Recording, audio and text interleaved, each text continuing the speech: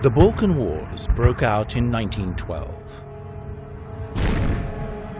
Serbia, Bulgaria, Greece and Montenegro declared war on the Ottoman Empire, claiming its Balkan territories.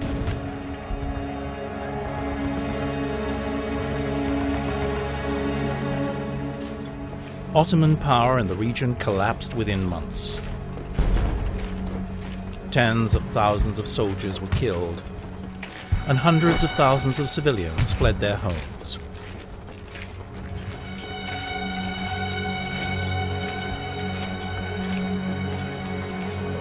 Οι Βαλκανικοί πόλεμοι αποτέλεσαν ριζική τομή. Ήταν μια ριζική τομή που άλλαξε την ζωή των ανθρώπων. Υπάρχει το πριν και το μετά. Αυτή η ριζική τομή δεν έγινε μόνο στο επίπεδο το υλικό. Έγινε και στο επίπεδο του τρόπου που σκέφτονται και θυμούνται οι άνθρωποι.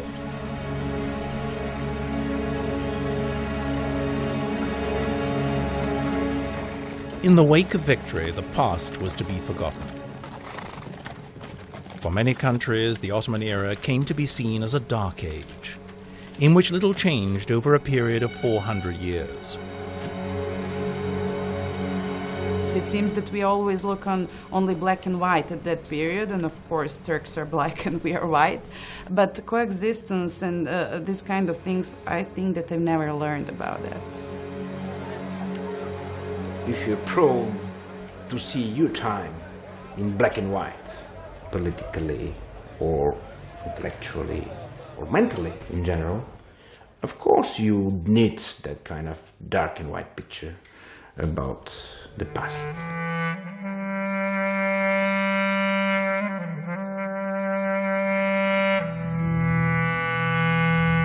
The memory of coexistence in a multi-ethnic empire was no longer useful for the new nation-states of the Balkans. They all needed their own history of liberation from the Turks in order to foster a new national identity.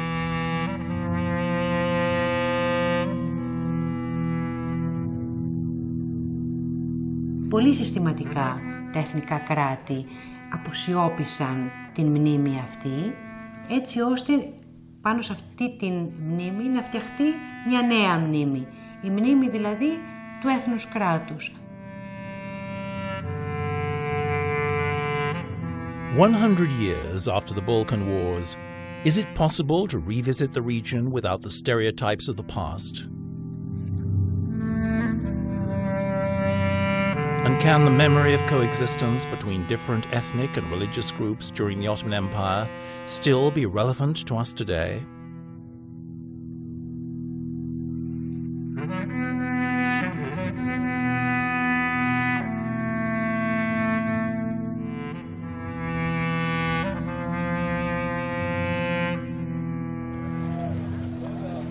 This is the first film of the Balkans, dating from 1904. It shows everyday life in the villages of Avdela, in Ottoman Macedonia. The film was shot by two pioneering filmmakers, the Manaikia brothers, who recorded scenes of everyday life in the village. Οι αδερφοί Μανάκια τραβήξαν το πρώτο κομμάτι, θεωρείται το παλαιότερο ντοκιμαντέρ στα Βαλκάνια, και είναι οι Φάντρες. Και όπως όλοι οι παλιοί φωτογράφοι που παίρνουν κινηματογραφική μηχανή, τη χρησιμοποιούν όπως είναι η φωτογραφική μηχανή. Δηλαδή είναι σταθερή και αντί να φωτογραφίζει, κινηματογραφεί, σχεδόν ακίνητη. Μέσα σε αυτή τη λογική κινηματογραφούν τον περιβόητο γάμο, όπου είναι μεγαλειώδες το θέαμα.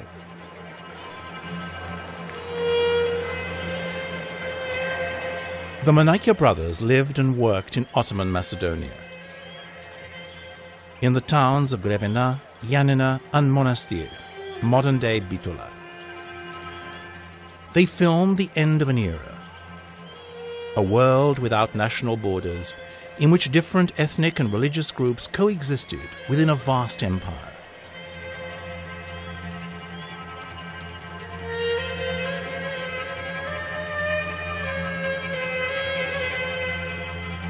Like the people they were filming, the Manaikia brothers did not have a distinct national identity.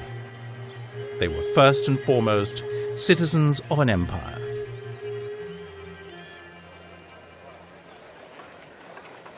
One of the difficulties that we face today is to understand how the world operated in the age of empires. And the Ottoman Empire was not a mono-confessional, mono-ethnic state. There were large numbers of various religious groups, the people speaking various languages. For most of the imperial history, they did not pursue national agendas of their own. The Ottoman Empire was one of the most impressive the world has ever seen. Stretching from Algiers to Baghdad and from Cairo to Budapest, this huge empire contained a multitude of ethnic and religious groups. This is the world, uncovered by the extraordinary color photographs found in the collection of the French humanitarian Albert Kahn.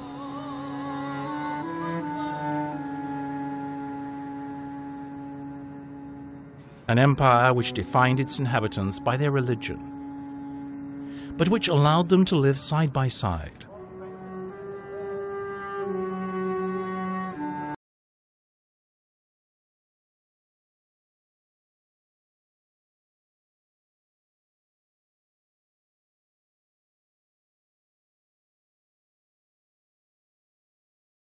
Celebrating each other's religious festivities and so on. In Bulgaria you see Christians renting parts of houses of Muslims, so no segregation.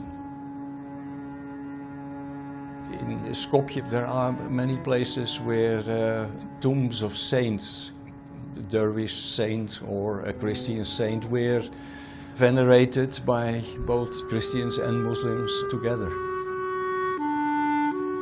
Of course they had their different neighborhoods, but they also very frequently came together in public spaces like baths or marketplaces and shared a certain degree of common civility.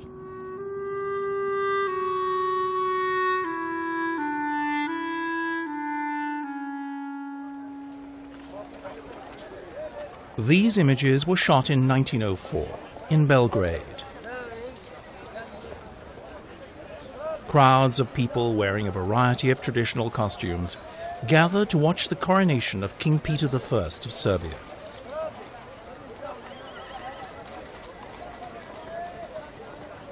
Serbia had become an independent state over 30 years ago. But in 1904, Belgrade was still a multi-ethnic Balkan city.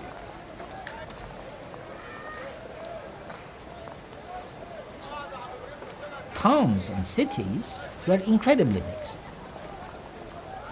It was never 100%.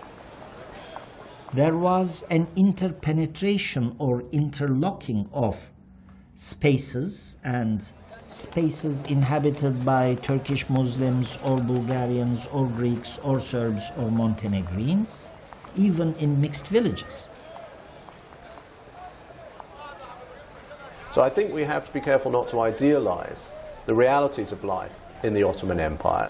It remains, however, an example of a polity in which different groups of different faiths did coexist with remarkably little, by the standards of the 20th and the early 21st century, with remarkably little strife between them. Το πώς ήταν η καθημερινότητα και τι σήμαινε να ζουν μαζί δίπλα-δίπλα άνθρωποι με διαφορετικές γλώσσες, διαφορετικές πεποιθήσεις, ήθη και κυρίως με διαφορετικό θρήσκευμα, αυτό έχει τελείως ξεχαστεί, σαν ανύπαρκτο, σαν να μην υπήρξε ποτέ. In the 19th century, life in the Ottoman Empire began to change. Influenced by Western Europe, the Balkans were transformed by revolutionary new ideas that would lead to the creation of nation-states and ultimately to the outbreak of the Balkan Wars. The French Revolution, for the first time, created, or shall we say, popularized, the idea of a single nation, a single people, led by a common government, a common republican government. Shekulli 19 është i njohur si shekulli i formimit të shteteve kombe, jo vetëm në Ballkan, por në përgjithësi në Evropë. Këtu duhet përmendur, domethënë, që nga koha e bashkimit kombëtar të Gjermanisë, Italisë, pastaj sigurimit të pavarësisë së plotë të Greqisë, pastaj nga vendet autonome që ishin Serbia, Malizi, në Kongresin e Berlinit marrën pavarësinë e plotë e tjera, do të thotë përgjithsisht shekulli 19 është shekulli i ngritjes maksimum të vetdijes kombëtare. Nationalism, or a nation state, requires the creation of a space, a territory, but if you are Greek, there are all these Bulgarians and Vlachs and Albanians and Turkish Muslims living on this space. Conversely, if you are Turkish, there are all these, again, Greeks, Armenians, Kurds, Arabs, etc. living in this space. So we have to find a way to make sure that they are not there, that they go away or disappear somehow.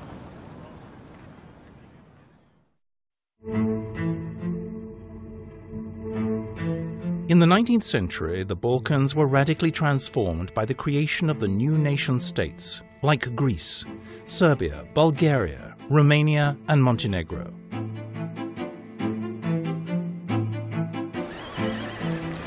The newsreels of the period record the national celebrations and military parades of this new world. As these embryonic nation-states came into being and developed, they created, of course, immediately two crucial elements of state power, the army and national education systems. And socialization through the army and through education became two absolutely crucial pillars of nationalist consciousness. Most nationalists tended to be rather dissatisfied with the state that they got, because when the borders were agreed, they would find that people they regarded as co-nationals who should be in Greece or should be in Bulgaria or Serbia were on the wrong side of the border. The main objective of these new nation-states was to win over their unredeemed brothers, the Christian populations living outside their borders. This battle soon spread to the heart of Ottoman Europe, Macedonia. Με τα όπλα, με τα σχολεία και με τις εκκλησίες, με την λειτουργία, προσπαθούν οι αντίπαλοι εθνικισμοί να προσελκύσουν τον ντόπιο πληθυσμό στο δικό τους εθνικό πρόγραμμα.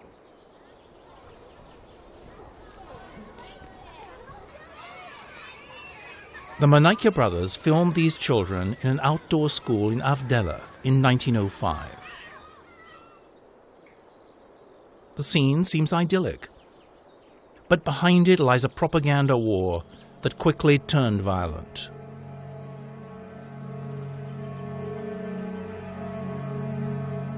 That same year, a Greek band of guerrilla fighters would burn down 130 houses in the village. The armed conflict between the new Balkan states had begun.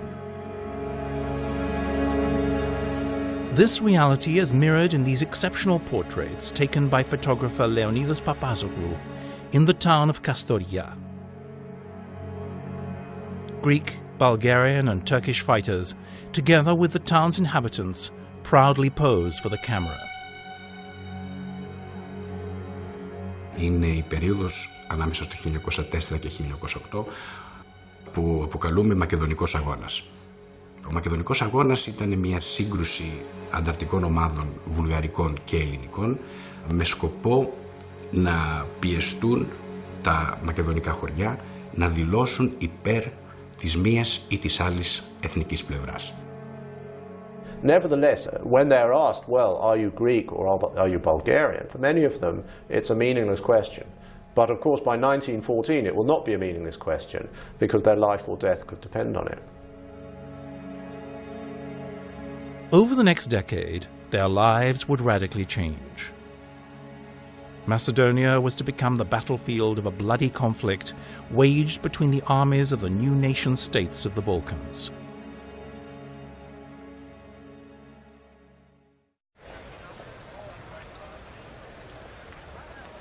One of the most significant records of life during the Ottoman Empire is this film of Sultan Mehmed V's visit to the cities of Thessaloniki and Monastir in 1911.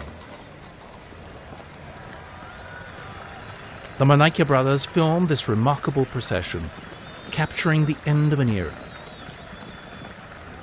These are among the last moving pictures of the Balkans taken before the breakup of the empire.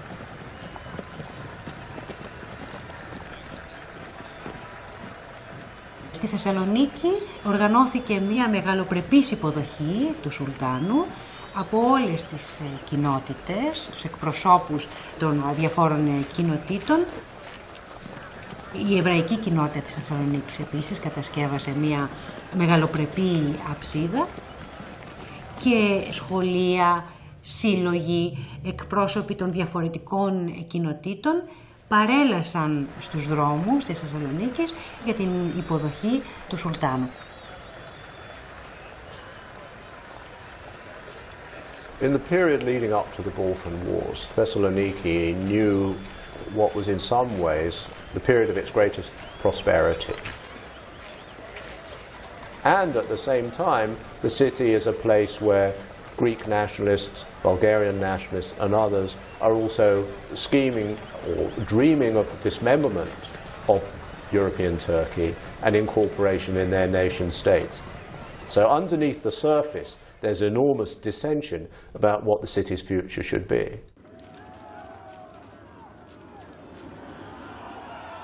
In the period leading to the Balkan Wars, photographers and cameramen filmed an endless stream of military exercises in the region. The new Balkan states dreamt of territorial expansion, of conquering lands they claimed to be their own, but which were beyond their borders.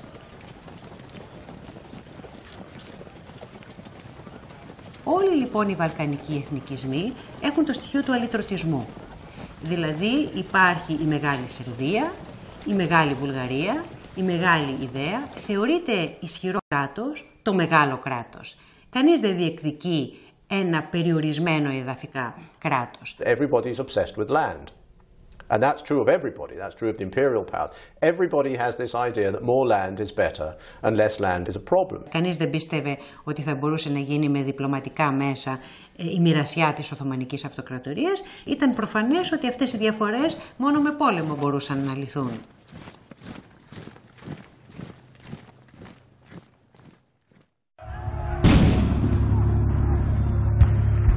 In 1912, Serbia, Bulgaria, Montenegro and Greece joined forces to declare war against the Ottoman Empire. This was to be the first Balkan War.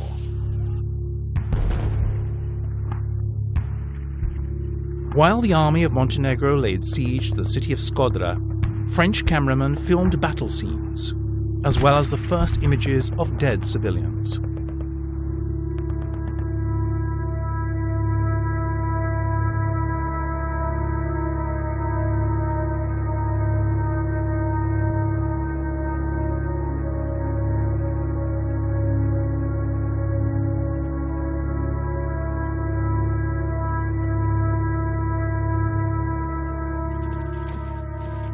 Within months, Ottoman forces withdrew from Macedonia, Epirus and Thrace.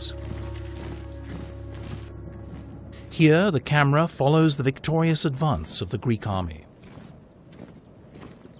Το πιθανότερο είναι να υπάρχουν κάποιοι Έλληνες οπερατέρ που έχουν έρθει από την Κωνσταντινούπολη, δεν έχουμε ονόματα, στους πρώτους Βαλκανικούς, αλλά τα περισσότερα που έχουμε δεν είναι ακριβώς από μάχες. Και μετά έχουμε βέβαια την είσοδο σε κάποιες πόλεις, έχουμε την είσοδο στη Θεσσαλονίκη του ελληνικού στρατού και την είσοδο στα Γιάννενα με τον ίδιο τον Κωνσταντίνο.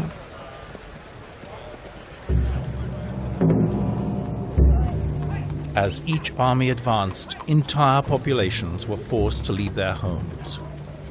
European newsreels recorded the first images of an epic humanitarian disaster that would reach a tragic climax in 1923, with the official population exchange between Greece and Turkey of almost 2 million Christians and Muslims. Μπουλούκια ακολουθούσαν τις στρατιές από πίσω οι άνθρωποι, γιατί δεν ξέρανε που θα σταματήσουν τα σύνορα. Δηλαδή, μουσουλμάνοι ακολουθούσαν τον Οθωμανικό στρατό από πίσω, όχι μόνο γιατί τους κυνηγούσαν οι άλλοι στρατοί, αλλά γιατί δεν ήξεραν τι θα είναι η επόμενη μέρα.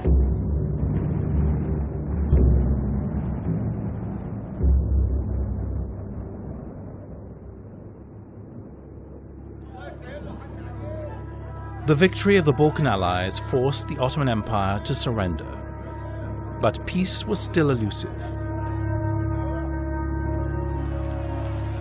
In June 1913, Bulgaria attacked Greece and Serbia, hoping to gain more lands. This was the beginning of the Second Balkan War. The Second Balkan War sees the competing and essentially irreconcilable irredented claims of the Allies in the Balkan League explode into a second conflict. Διεκδικούσαν λοιπόν και οι Βούλγαροι και οι Έλληνες και οι Σέρβοι ορθόδοξους χριστιανούς κατοίκους της Οθωμανικής Αυτοκρατορίας. Επομένως ο ανταγωνισμός ήταν πολύ πιο σκληρός και πολύ πιο φανατισμένος.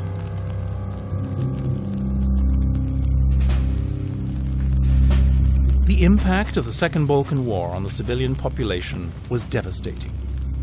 The extent of war atrocities committed against the inhabitants of the region was made known by the Carnegie Commission.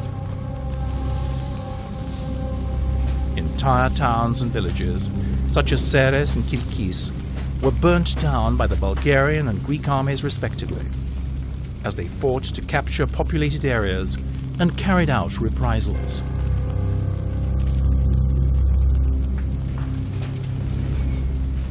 Υπήρξαν οπωσδήποτε πολλές αγριότητες κατά μάχων και αυτό είναι και το σκοτεινό πρόσωπο των Βαλκανικών πολέμων. Καταστράφηκαν σοδιές, κάηκαν σπίτια, σκοτώθηκαν άνθρωποι και υπήρχε επίσης και ο φόβος που κληροδότησαν αυτοί οι πόλεμοι στους ανθρώπους, οι οποίοι είναι και τα αθώα θύματα αυτής της ιστορίας. And this is what happens in war. And this is what happened in that kind of war, with that kind of agenda. So, unfortunately, enthusiasm, patriotic enthusiasm on mass scale, the belief, sincere belief in a just cause, goes side by side with atrocity. It's very regrettable, but that's how the war is. That's how the modern war is too, because it was a modern war.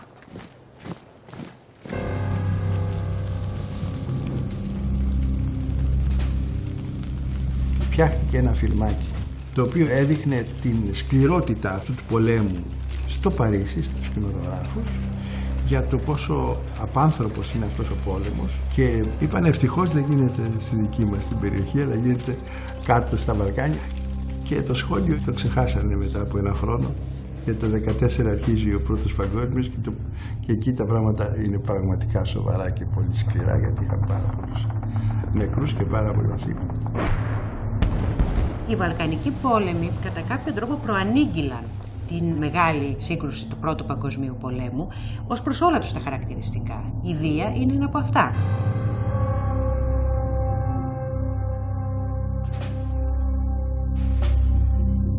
The 20th century was the most violent century of world history. 2 world wars, the Jewish Holocaust, nuclear destruction, genocides, and ethnic cleansing.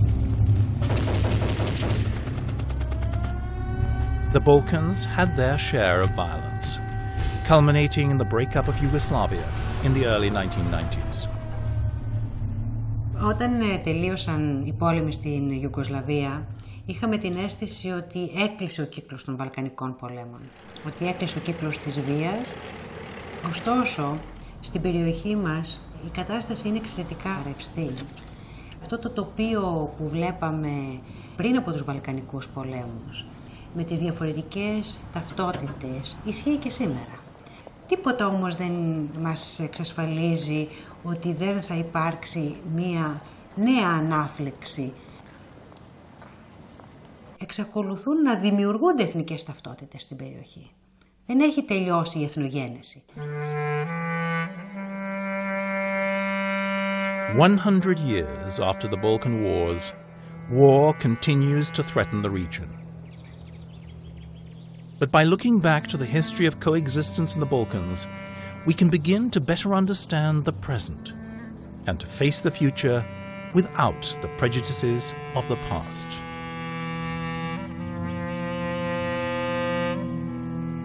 It's a tragedy to have a shared past from one hand, on the other to perceive themselves as victims of history and mostly as enemies. It seems that if you live in the Balkans, that you only have negative image of the other. People accept the other only as an enemy, not as a friend.